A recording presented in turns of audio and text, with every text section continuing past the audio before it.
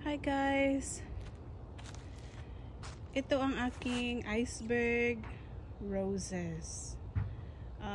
Climbing rose yan siya. That's a climbing rose. Yan yung white roses na nakikita nyo sa mga videos ko. So tingnan nyo naman, oh. It's trying to bloom in winter. So, yan ang bulaklak niya.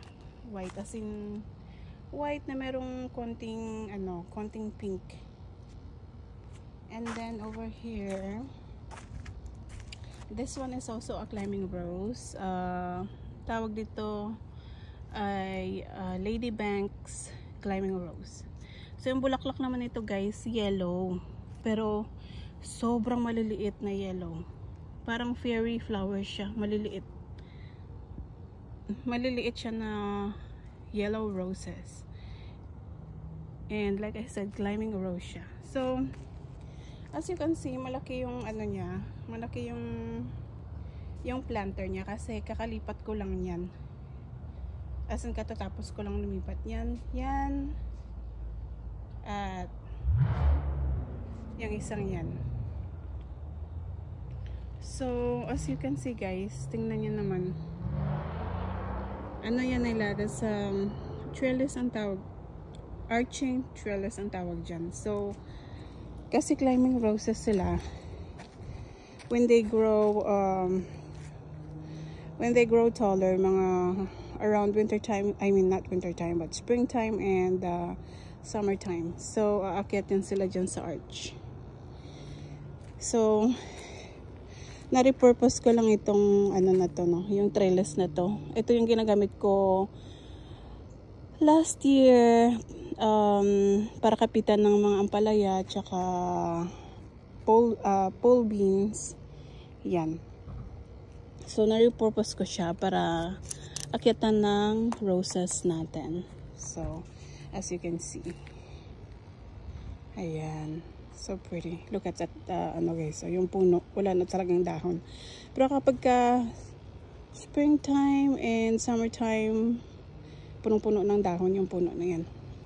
Trellis yan ng aking mga roses guys. So yung isa sa mga climbing rose na na-transplant ko din, pero kahapon ko to na-transplant dito. Ang tawag dito is Zephyrin Rose. Kulay pink ang nito guys, ang bulaklak. Napakaganda. So for now, dyan lang muna siya. Wala siyang trellis but I'll figure something out soon. Bibilhan ko siya siguro ng kanyang trellis lang. Yeah.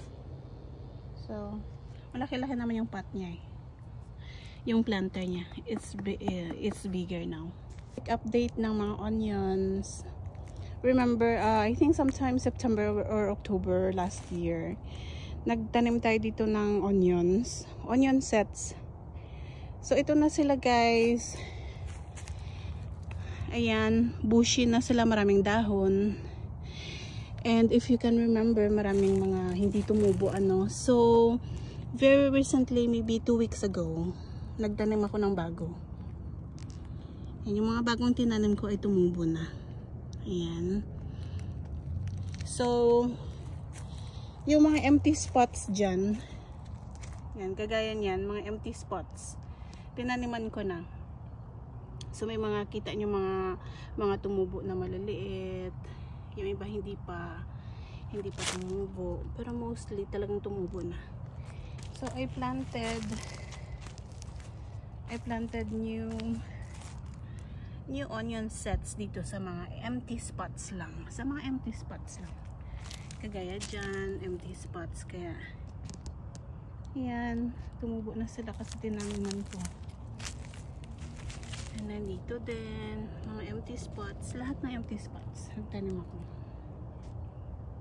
Yellow rudbeckia. Tingnan nyo naman, namumulaklak pa rin siya, pero hindi siya tall, very short lang siya. Tsaka talagang na-trim ko na yan guys. Na-trim ko na yan.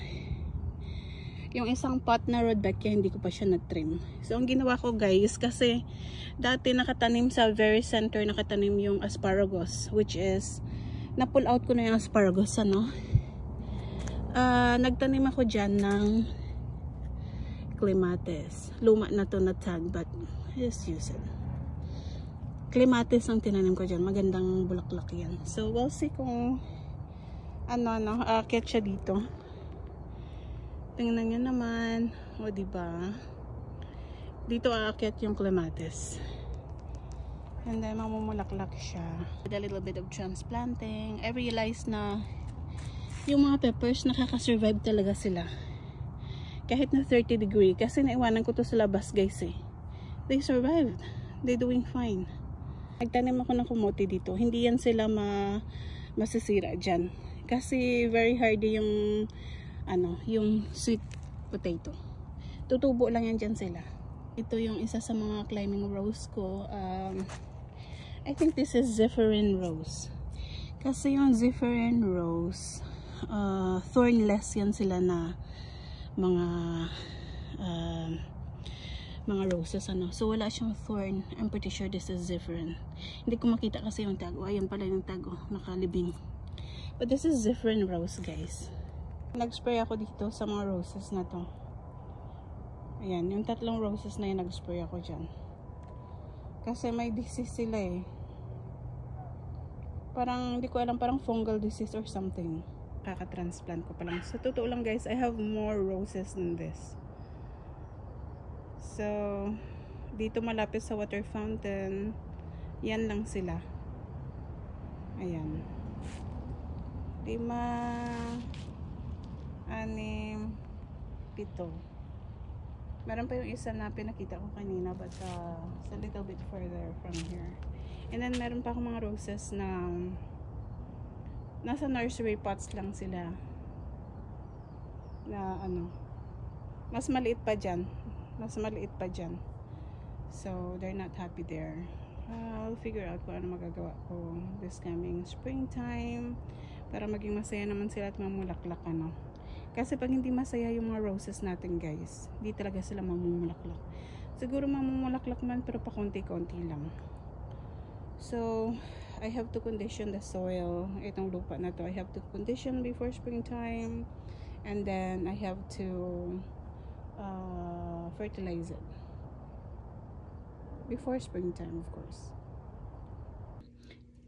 Sun cherry tomato na pinasok namin ni Dailin dito sa house a few days ago, maybe 4 days ago or so. So yung plant na to kasi, guys, mature siya. It's a mature plant. Tsaka stem cutting din ito, guys, na kinuha ko noon from a parent plant. Stem cutting lang talaga siya. So ayan,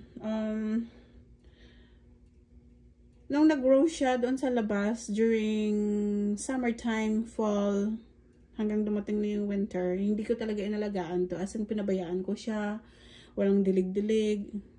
Maybe dinaligan ko nung by end of summer, early fall. Pero after that, wala na. Hindi ko na siya dinaligan. So, as you can see, very, siya, daming stem, whatever. Kasi it's a mature plant. So, hindi siya yung, yung tipong fresh na fresh, maraming dahon. Tsaka yung mga dahon niya, pinagtatanggal ko na, nag-pruning ako dito the other day. Kasi yung mga dahon niya, kita niyo naman, tingnan niyo. Merong, this plant has disease. Meron siyang disease. Meron siyang plant disease. I'm not sure kung anong klaseng plant disease yan, guys. Kasi, maybe what you call this, maybe yung plant disease niya is fungal infection. Kasi yung tomato plant tsaka pepper plants, mga susceptible yan sila sa fungal disease. So yung ginawa ko, nag-trim ako dito. Hindi ko nga nakita yung iba eh. So kaya wala siya masyadong dahon, anyway, tutubo na yung mga bagong stems dyan pretty soon. Tsaka tingnan nyo, guys, tingnan nyo naman. Yung ibang bunga dito, pinagtatanggal ko na eh. Kinain ko na. Mahilig kasi si Dailin sa, guys. Mahilig si Dailin sa salad. And, yan, she uses this for salad. But, I'm gonna eat one right now. So, i-fertilize ko to sometime soon para kahit dito siya sa loob ng house, mamumunga pa rin siya. Pero hindi ko na siya, didiligan ko lang siguro once a week, guys. Didilig lang tayo once a week.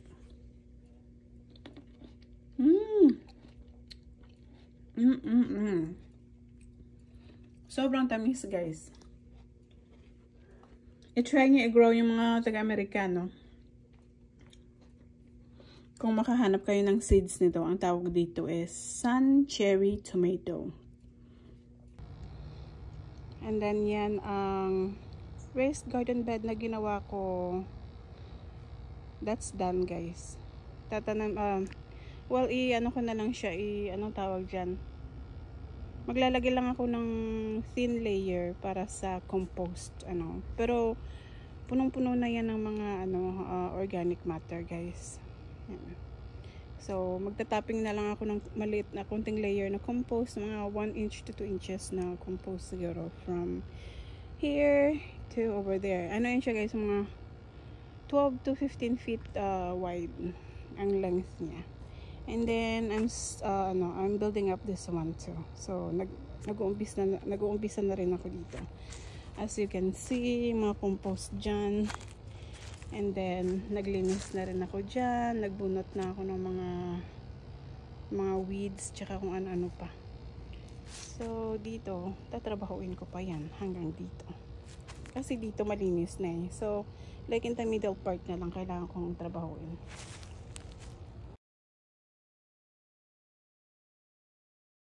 As you can see, guys, sa temperature ko ngayon, it's 46 degree Fahrenheit. Sobrang lamig. Naghugas kasi ako ng paa ko sa gripo. Dahil sobrang lamig, feeling ko na po frozen yung feet ko. So, I'm gonna go inside, guys. Thank you so much for watching.